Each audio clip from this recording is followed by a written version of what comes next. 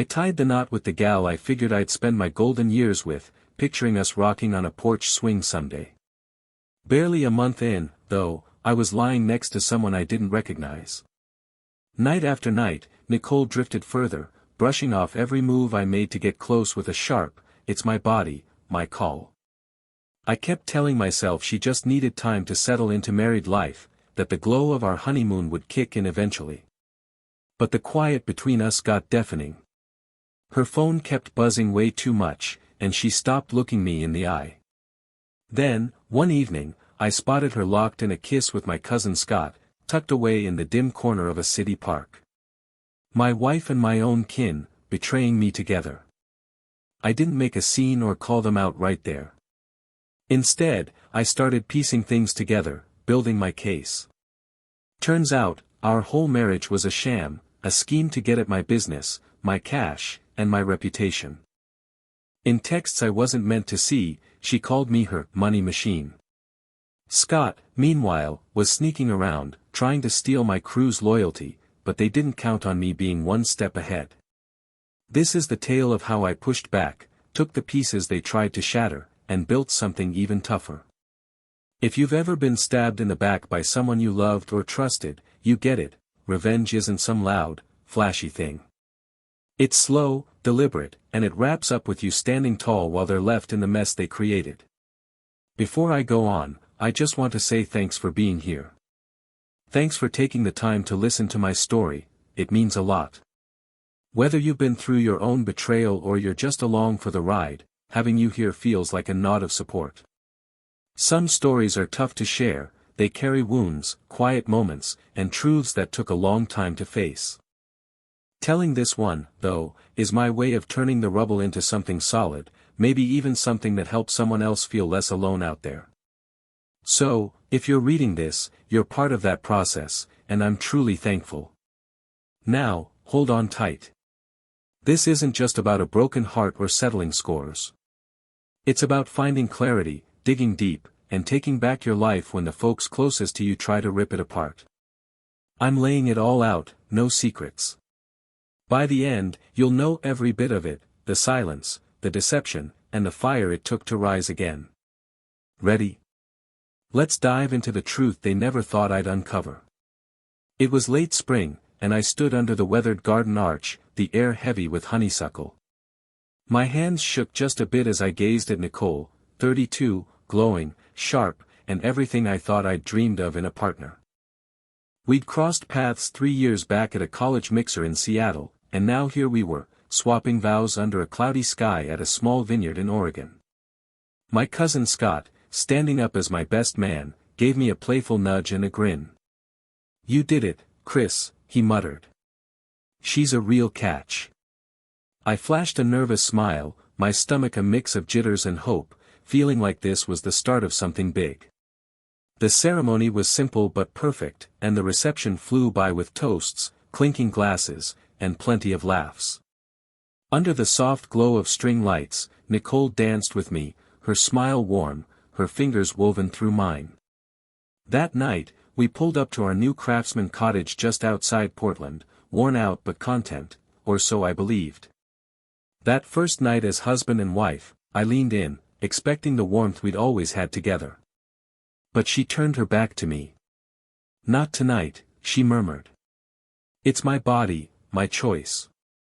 I froze, caught off guard. "Sure thing," I stammered, chalking it up to wedding stress or exhaustion. But the next night, same thing. And the night after that.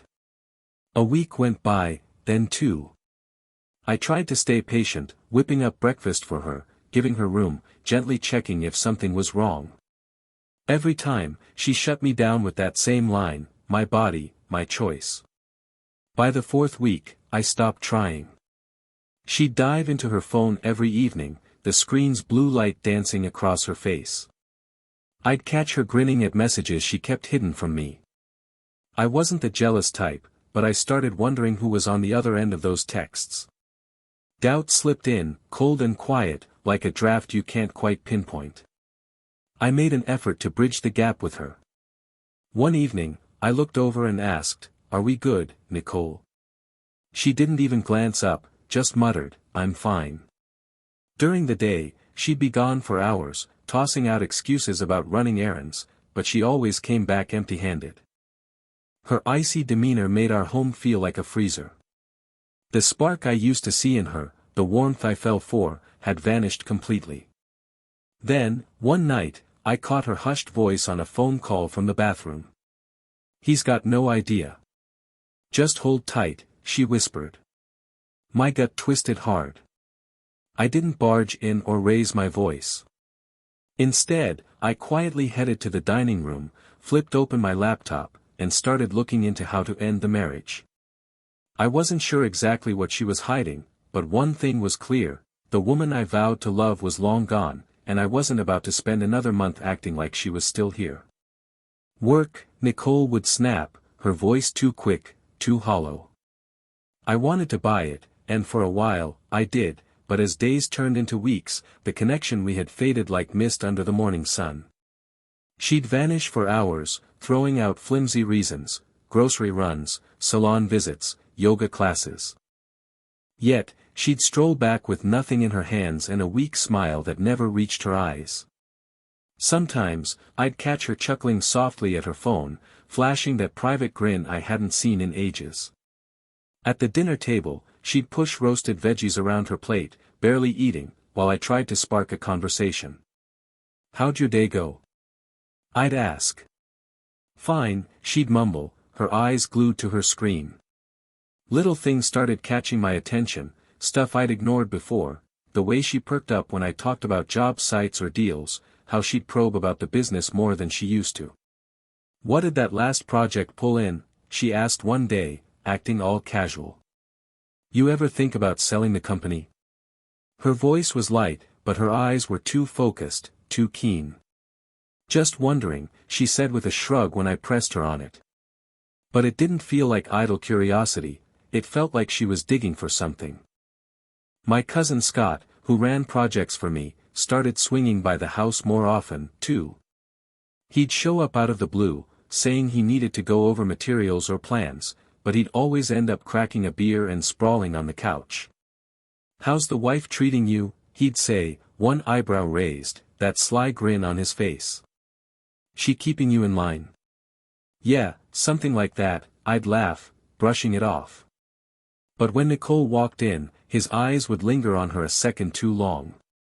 She'd flash him a quick, tight smile, polished, rehearsed, then slip out of the room without a word. I tried to tell myself I was seeing things, but it felt wrong, like a chord struck out of tune. By the end of that month, I was coming apart at the seams. I'd lie awake next to her, staring at the ceiling as the glow from her phone flickered in the dark. I'd stopped reaching for her, each cold shutdown hurt a little more until I couldn't take another hit. Then came the night I couldn't push the doubts away anymore. Her phone kept buzzing after she'd dozed off, lighting up the nightstand like a heartbeat. I didn't grab it, just sat up, my pulse racing. Buzz, buzz, buzz. I paced the hallway, trying to calm the storm brewing inside me. She was my wife, I owed her my trust. But trust couldn't quiet the gnawing in my chest. The next night, I heard her whispering behind the bathroom door. "He's got no clue," she hissed. "Just wait." My stomach churned. I stepped back, and the floor creaked under my weight. Her voice cut off. A second later, she stepped out, phone in hand, her face a blank mask. "Who were you talking to?" I asked, keeping my tone steady. She brushed past me. "Work. At midnight?" I pressed, my voice firmer now. Her eyes flashed, cold and cutting. "Let it go, Chris." But I couldn't. I wouldn't. That night, something snapped inside me. I was done pretending everything was fine. I wasn't going to keep ignoring the red flags. I needed to figure out what Nicole was keeping from me, because the woman I married under that vineyard arch wasn't the one sleeping next to me now. Her guard was up, her eyes distant. That line, "my body, my choice," wasn't just her pulling away, it was a wall, a way to keep me at arm's length. So, I started watching closer, determined to get to the bottom of it. Nicole had gotten real good at disappearing on me. Her so-called errand stretched into hours, and when I'd ask where she'd been, she'd toss out vague excuses in that flat tone, never once looking me in the eye. Sometimes I'd walk into a room and catch her texting, her face lit up with a smile she hadn't given me in weeks, a smile that used to belong to me. That nagging doubt in my gut grew sharper, sinking its claws in deep. By the fourth Friday, I couldn't take it anymore. The house was still, the TV droning softly in the background, the air heavy with all the things we weren't saying. She was curled up on the couch, her phone glowing in her hands, fingers flying like she was pouring her heart out to someone else. I stood in the doorway, my heart hammering. "Nicole, we gotta talk," I said. She didn't even look up. "What about?" she replied, her voice cold, thumbs still tapping away. "About us. You've been pulling away. You won't even let me near you. What's going on?" Finally, she glanced up, and something flashed in her eyes, not shock or sorrow, but something icy, like irritation. "Nothing's wrong," she shot back. "I'm just not feeling it. And you don't get to grill me about that. I'm not your property, Chris." Her words hit me like a punch I didn't expect. "I'm not trying to control you," I said, my voice tight, struggling to stay calm. "I just want to figure out what's happening to us." She rolled her eyes, snatched her phone, and stormed out. The door slammed behind her, echoing through the house. I didn't chase her. Instead, I sank onto the edge of the armchair, the quiet pressing in around me. A knot tightened in my chest. I had no idea where she'd gone or if she'd even come back that night. Work used to be my refuge, the place I could clear my head. But lately, the tension followed me there, lurking like a shadow I couldn't shake. I'd built my construction company from nothing, 10 years of early mornings, busted hands, and sheer grit. Now, I had 20 guys on my crew, with Scott, my cousin, handling the project management. But recently, he'd been hanging around the office more than usual, lounging in doorways, sipping coffee like he ran the place. "How's married life, man?" he'd ask, his grin a little too wide. "Nicole still keeping you on your toes?" I'd laugh it off at first, but he kept bringing her up, our marriage, my finances. One morning in the break room, as he stirred cream into his coffee, he said, all casual, "She ever ask about your savings? What you're planning for the business?" That's when the gears in my head started turning, and not in a good way. "So, business still going strong?" Scott asked one day, spooning sugar into his mug like we were just shooting the breeze. "Yeah," I said, watching him closely over my coffee. "It's solid." He nodded slowly, like he was chewing on something. Then he threw out, "Ever think about selling? You've built enough to kick back, take it easy for a while." I furrowed my brow. "Why would I? This company's my life." He flashed a crooked smirk. "Just saying, Nicole might like a cushier setup, bigger house, more time with you. You know, the good life." It was an odd thing to say, and it stuck with me long after he sauntered out of the break room. Scott had always been a bit too curious, sticking his nose where it didn't belong. Even when we were kids, he'd eye my toys like they should have been his. I chalked it up to old patterns resurfacing, but then something happened that changed everything. One night, Nicole left her phone on the kitchen counter while she hopped in the shower. Nothing out of the ordinary, until the screen lit up. A text from M. Just 2 words, "All good." My stomach twisted into knots. M could have been anyone, her old coworker Stephanie, her cousin Grace. But my instincts screamed something worse. I didn't touch the phone, just stood there, staring, until I heard the bathroom door creak open. She walked out, towel wrapped around her, hair wet, her eyes zeroing in on the glowing screen. She snatched it up quick. "What are you doing?" she snapped, her voice sharp. "Nothing," I said, too fast.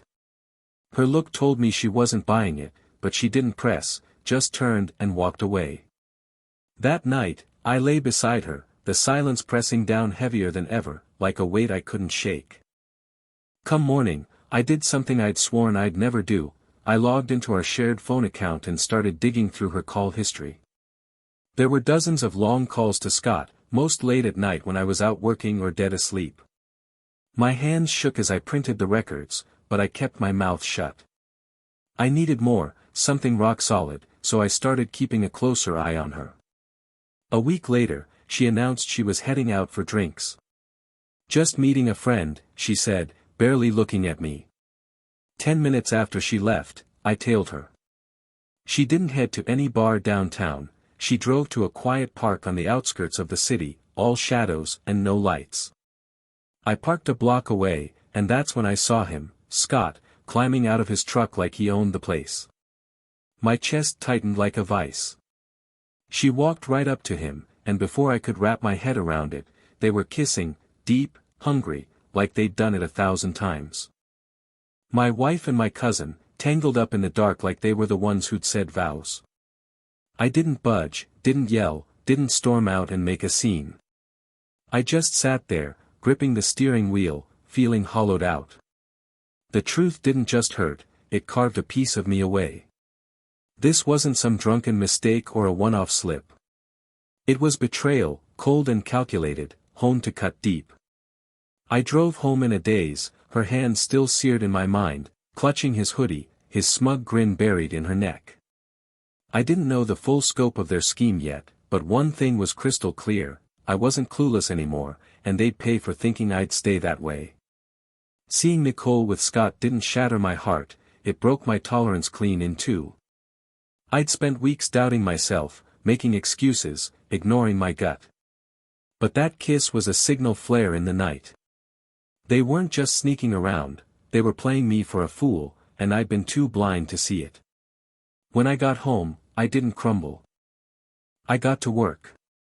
While Nicole slept, curled up like everything was fine, I slipped into my office and locked the door. I already had the phone logs, dozens of calls between her and Scott, some made while I was in the next room, oblivious. Then I checked the bank statements, withdrawals I didn't recall, small at first, easy to overlook, then bigger, all linked to her debit card. Nicole had been siphoning money, covering her tracks with flimsy receipts and half-baked stories. Then I stumbled on the synced text backups. I'd forgotten our cloud was set to autosave. There it was, a message from Scott to Nicole, sent 2 weeks before our wedding, he's loaded. Just bide your time. Her reply made my blood run cold, I'll take what I can get, then I'm gone. This wasn't a love story gone wrong, it was a calculated hustle, a long con. I called my lawyer, Kevin, who'd handled our prenup. She married me on a lie, I told him. That's fraud. He didn't miss a beat. Then we'll treat it like fraud.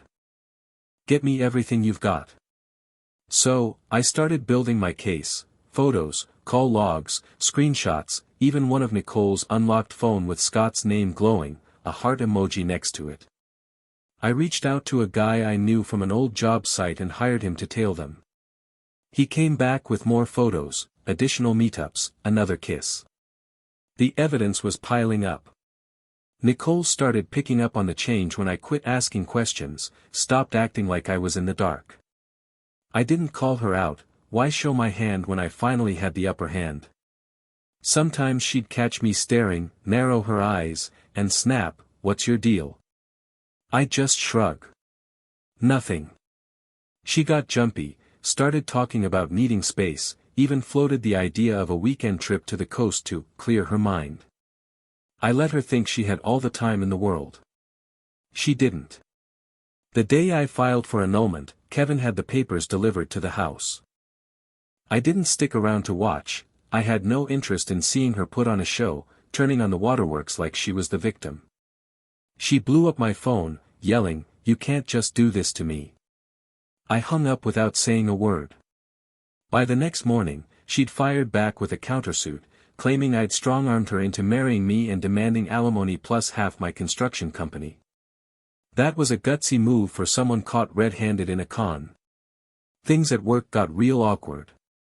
Scott waltzed into my office on Monday like everything was normal, clipboard in hand, flashing that fake grin of his. "Got the site updates for you," he said, tossing the clipboard onto my desk. I stared at him, my cousin, my so-called family, and all I saw was a liar. "You're done," I said, my voice flat. His smile faltered.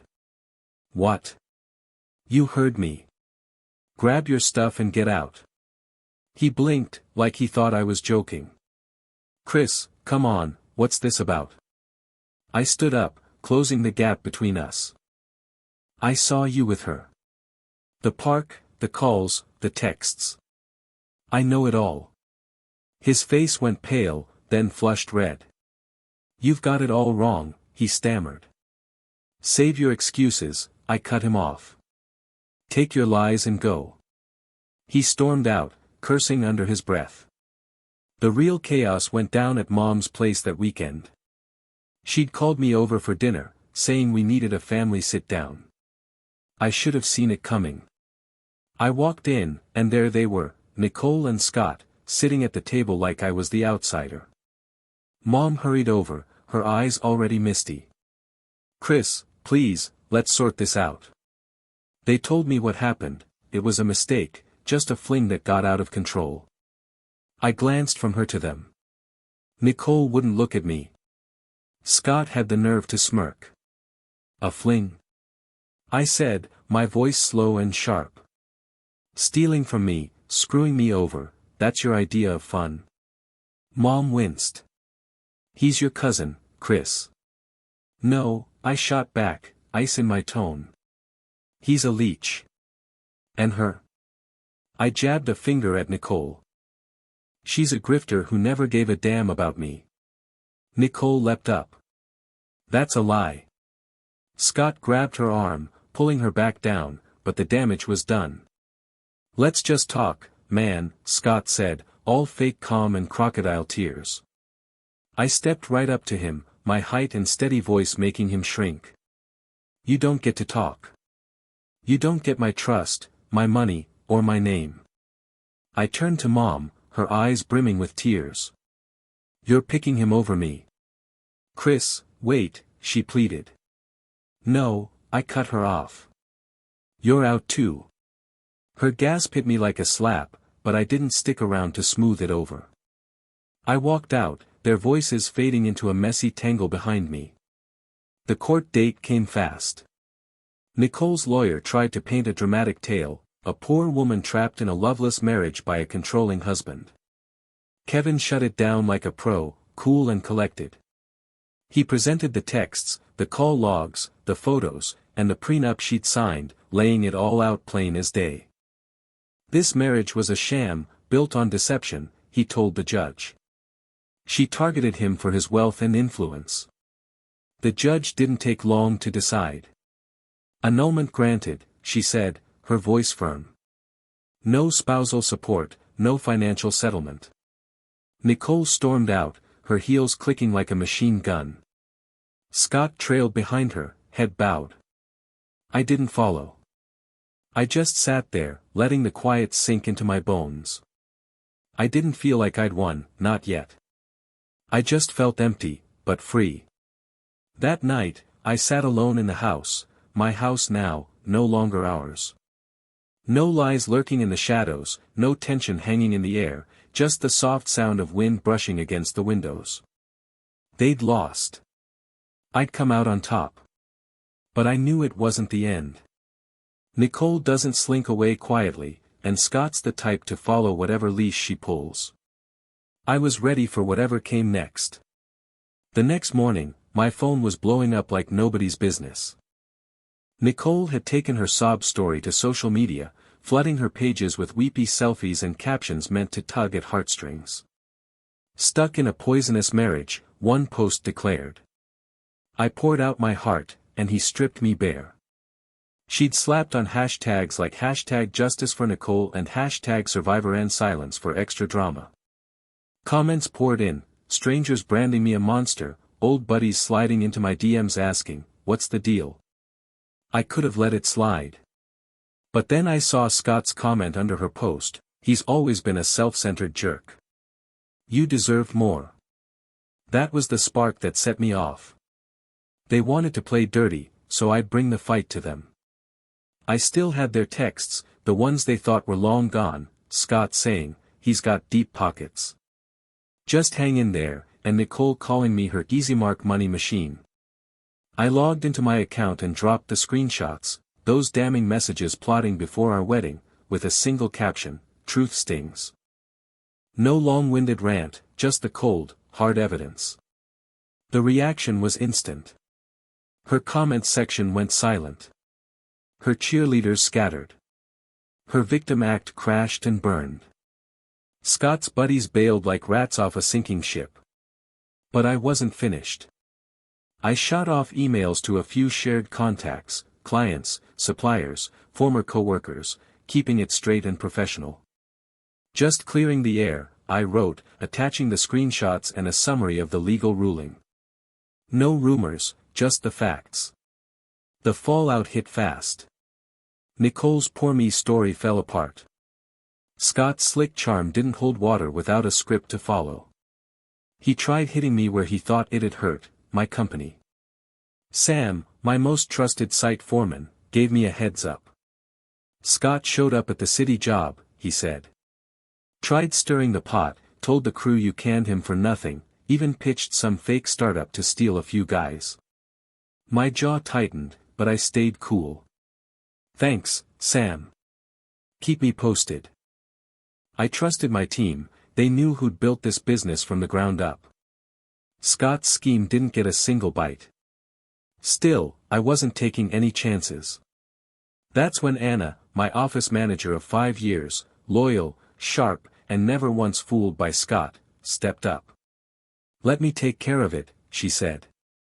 She made some quiet, well-placed calls. Word got around quick, Scott was toxic. By week's end, no crew, no vendor, no legit contractor in town would go near him. He was done for. Then came another family showdown.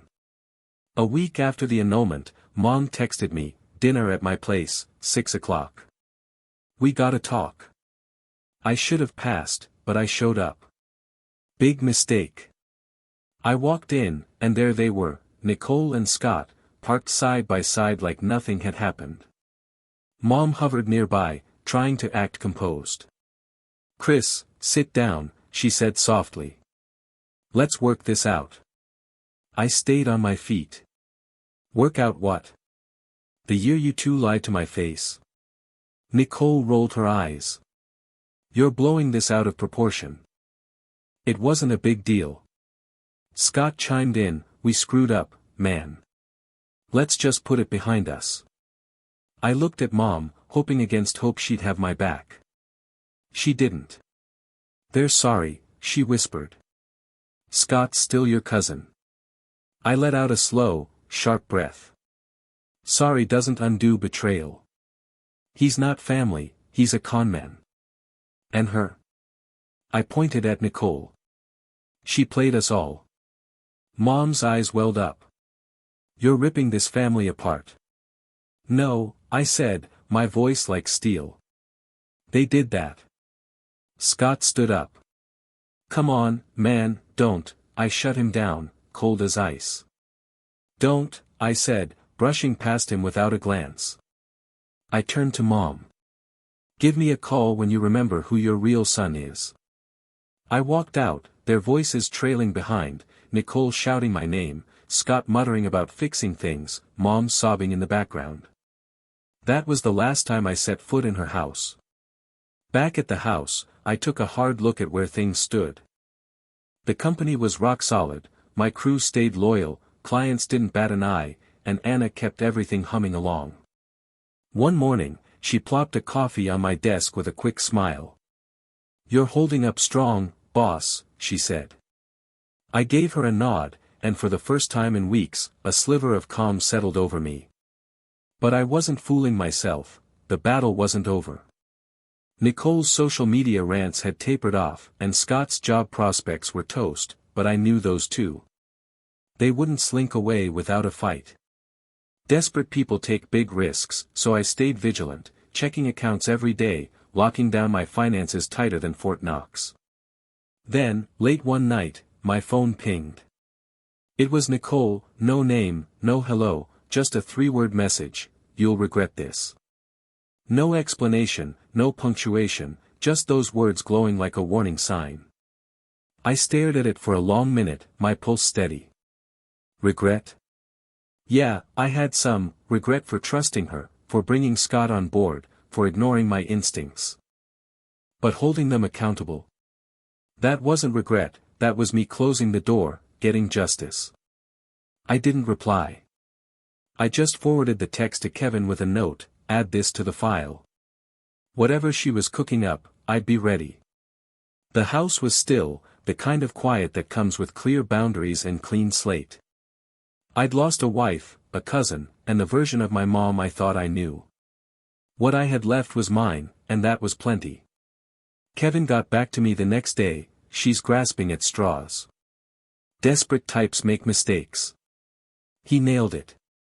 A week later, he called again. "She's filed a new motion," he said. "Claims you forced her to sign the prenup, says she's got evidence." I let out a short, bitter chuckle.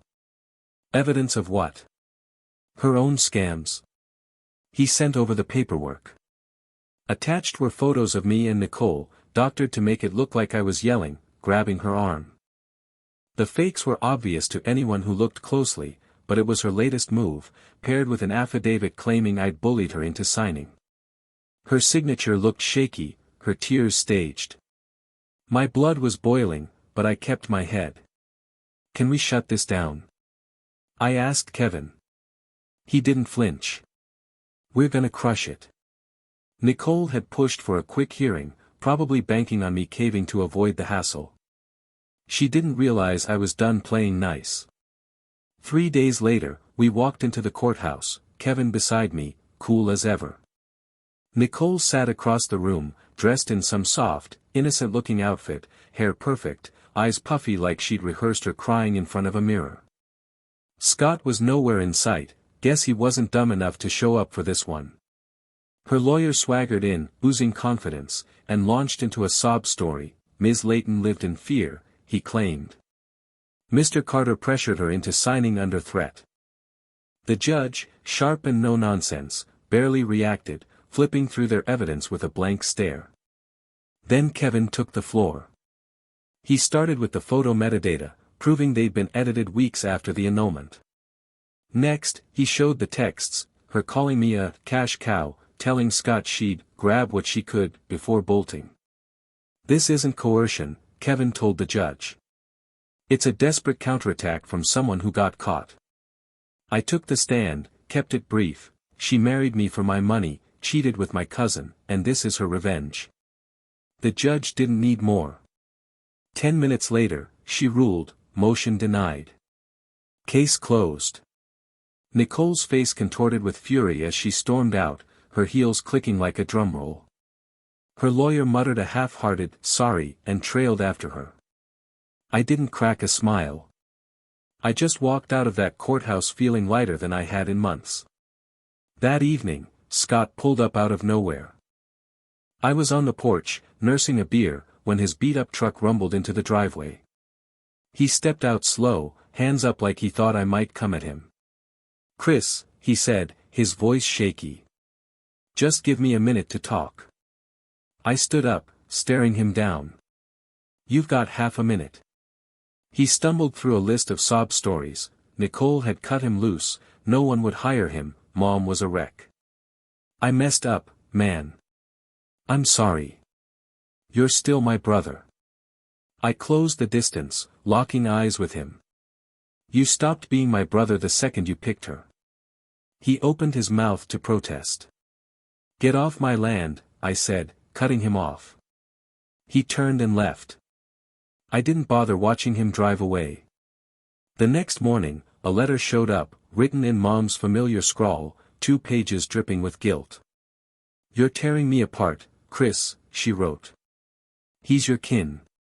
We're supposed to be family." I read it once, same old excuses, still taking Scott's side, acting like I was the one who broke everything, as if I hadn't been left to pick up the pieces they shattered. Like I owed them forgiveness just for existing. I struck a match, held it to the paper's edge, and watched it burn to ash in the sink. Family doesn't stab you in the back and then demand your mercy like it's their birthright. I was done shouldering their baggage. Work became my lifeline, my North Star. Anna had taken charge of the office, organized, unflappable, loyal to the core. She kept the crew on track, the projects running smoothly, the book spotless. One morning, she brought my usual coffee but didn't leave right away. She stood by my desk, her eyes steady.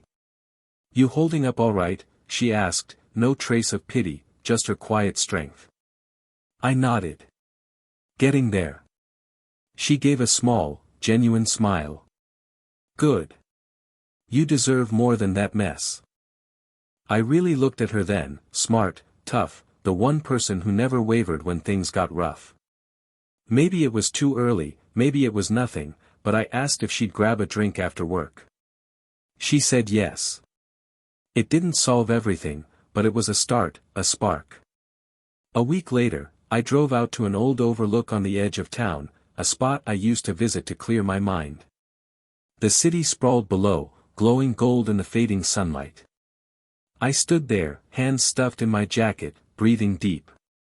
I'd lost plenty: Nicole's deception, Scott's betrayal, Mom's stubborn loyalty to the wrong side. For a while, it gutted me. But I fought my way back. I cut out the poison, and what remained was mine, solid, real. The company was stronger than ever. My name carried weight again, rebuilt from the ground up. They had no strings left to yank. Nicole's last text still sat in my phone: "You'll regret this." But I didn't. Not for a moment. I'd trusted too blindly, but that was my mistake, and I'd learned from it. I'd grown tougher, sharper. They bet on me folding. I bet on myself, and I came out on top. As the sun dipped below the horizon, I headed back to my truck, keys in hand, my heart steady. They were gone. I was still standing, and I was just getting started. If you've stuck with my story this far, through every twist and turn, I've got a favor to ask. Drop a comment below, not just for me, but for anyone who's been blindsided by the people they trusted most. Share what part of this hit you deepest. Tell me what you'd have done differently. Or just say, "I see you, Chris." Because some days, being seen means more than you'd think. And if you've been through something like this, betrayal, heartbreak, the kind of loss that makes you question everything, carry this with you: you're allowed to start fresh. You can cut loose anyone who doesn't respect you, even if they share your blood. You don't owe anybody a place in your life just because they used to sit at your table. For too long, I chased after love that should have come without a price tag, stayed silent to keep everyone else at ease. But the second I stood tall, truly claimed my ground, that's when I reclaimed my life. So here's my 2 cents: guard your calm like it's gold. Trust that knot in your stomach. If something feels off, it's probably not right. And when folks reveal their true colors, don't wait for a rerun, believe them the first time. If my story struck a chord with you, give that like button a tap. Pass it along to someone who needs to know that healing isn't just doable, it's a game changer. And if you want more tales like mine, stories of hard truths, betrayal, and coming out stronger, hit subscribe. I'm not done sharing. I'm not done pushing forward. And maybe, just maybe, my battle sparks a fire in yours. Drop your thoughts below, I'll be reading every single word.